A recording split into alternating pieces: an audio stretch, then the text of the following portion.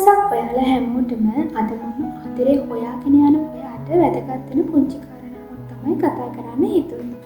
ඔයා ඇඳුම් පිළිසලකට ගොඩ වෙලා ඇඳුම් තෝරනකොට ඔයාට ගැළපෙන ඇඳුම එනකම් ඔයා මොකද කරන්නේ?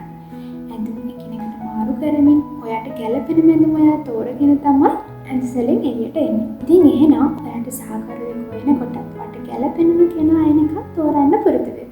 හැබැයි අද කාලේ තරුණ දරුවෝ තමන්ගේ සහකාරයා හෝ සහකාරිය හොයාගත්තට පස්සේ නොගැලපෙනවා නම් අතාරිනවා හරිම අඩුයි. එයාලා ගොඩක් වෙලාවට හිතන්නේ බැන්දට පස්සේ වෙනස්සේ මම එක නතර කරොත් එයා මං ගැන වැරදියට හිතයි වෙන සිතුවිලි වල අතරමං වෙලා මේ සම්බන්ධය ඉදිරියටම කරගෙන යනවා. විවාහයකදී එක් වහලකට ජීවත් වෙන්නේ වෙනස්ම පරිසර දෙකක හැදී වෙන්න දෙන්නේ.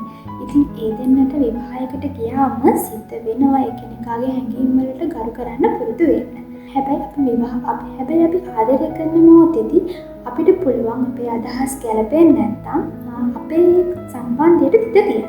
හැබැයි ඔයා විවාහ ජීවිතයට ඇතුළු වුණාට පස්සේ ඒ නොගැලපීම් වලට ඔයා අකමැති වුණත් ඔයාට ඒ විවාහයට තිත තියන්න අපහසුයි. එතකොට ඔයාට දරුවෝ ගැන හිතන්න වෙනවා, නැඳයා ගැන හිතන්න වෙනවා, දෙමව්පියෝ ගැන හිතන්න වෙනවා. එවැනි විවිධ හේතු නිසා තමන්ට ඒ තීරණය ගන්න ගොඩාක්ම අපහසුතාවටපත් වෙනවා. ඔබට ගැළපෙන ඔබේ සිතුවිලි වලට යම් තාක් දුරට හෝ සමාන වෙන කෙනෙකු ලැබෙන තුරු ඔබ පුද්ගලයන් ඇසුරු කරන්න. හැබැයි ඔබේ ගරුත්වයට හානි නොවන විදියට ඇසුරු කරන්න ඔයාලා වග බලා ගන්නම ඕනේ. හැම විටම ආදර සම්බන්ධයක් පටන් ගන්න විට අපි ආශ්‍රය කරන බලමු යන තීරණය තුල ඉස්සරහට යන්න. අද සමාජයේ බොහෝ දෙනෙකුගේ ආදර කතාවලට තුන්වෙනියෙක් ඇතුල් වෙලා තියෙන්නේ ඔවුන් එකිනෙකාට නොගැලපෙන නිසාවෙන් බව තේරුම් ගන්න. ඉතින් යන කෙනාට ආදරෙන් සතුටින් යන්න දෙන්න.